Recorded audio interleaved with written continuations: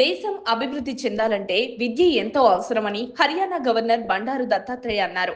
వారి తనయుడు వైష్ణవ్ జన్మదినం సందర్భంగా అంబర్పేట గోల్నాక డివిజన్ లంకలోని ఉన్నత పాఠశాల విద్యార్థులకు బుక్లతో పాటు బ్యాగులను అందజేశారు.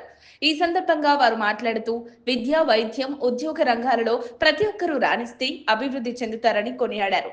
అంతేకాకుండా విద్యార్థులు మంచిగా విద్యను అభ్యసించి ఉన్నత శిఖరాలను అధిరోహించాలని హితవు పలికారు.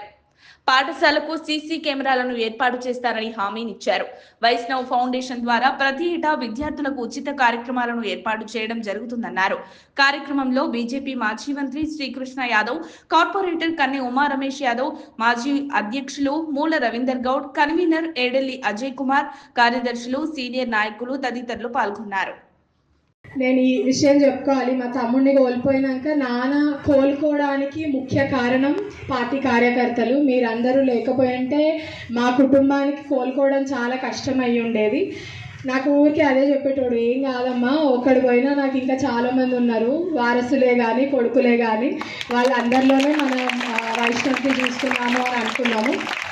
ఆ రోజు నుంచి ఈ రోజు దాకా ఏ చిన్న కార్యక్రమం చేసినా ఒక ఫోన్ కాల్ మీద వచ్చి ఈ కార్యక్రమం మాది అని, ఇట్లా ఎవరం లేకపోయినా కూడా మాదే ఈ ఫౌండేషను అని, బండారు వైష్ణవ్ ఫౌండేషనే కానీ అలైబలై కార్యక్రమమే కానీ ఇది మా అన్న ప్రోగ్రాము, ఆయన పిలిచినా పిలవకపోయినా గుర్తు పెట్టుకున్నా పెట్టుకోకపోయినా వస్తాము అని నేను, నాన్న లేకపోయినా ముఖ్యంగా నన్ను కూడా గణేష్లకు కానీ ఎక్కడికి కానీ ఆప్యాయంగా మీ ఇంటి బిడ్డగా నాకు చెప్తుంటారు కదా ప్రతిసారి మా అన్న బిడ్డ మా బిడ్డ అని ఆప్యాయంగా పిలిచినందుకు ఇంకే ఆస్తి అవసరం లేదు, ఏ పదవి అవసరం లేదు, ఇది మాత్రం ఎల్లప్పుడూ ఉండాలని కోరుకుంటూ పేరు పేరున ప్రతి ఒక్కరికి ధన్యవాదాలు. జై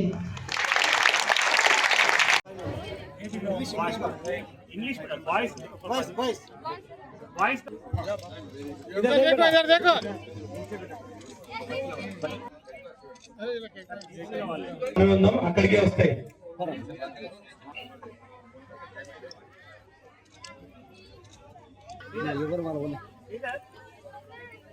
అక్కడే కూర్చున్నాము, మా దగ్గరికి వస్తాయి.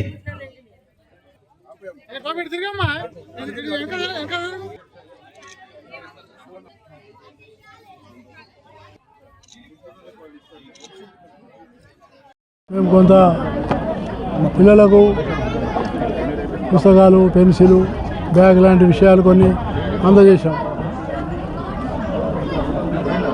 ఎందుకంటే వైష్ణవ్ ఫౌండేషన్ యొక్క మా లక్ష్యము విద్య, వైద్యము, ఉపాధి 3 రంగాల్లో సేవలు అందించాలని మేము నిర్ణయం చేసుకున్నాం. కాబట్టి మా కుమారుడు బండారు వైష్ణవ్ పేరు మీద ఒక ట్రస్ట్ ఏర్పాటు చేసి దాని ద్వారా ఈ సేవా కార్యక్రమాలు చేస్తున్నాం.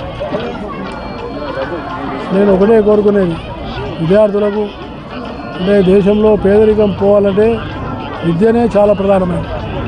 విద్యనే పేదరిక నిర్మూలనకు అది ప్రధానమైనది.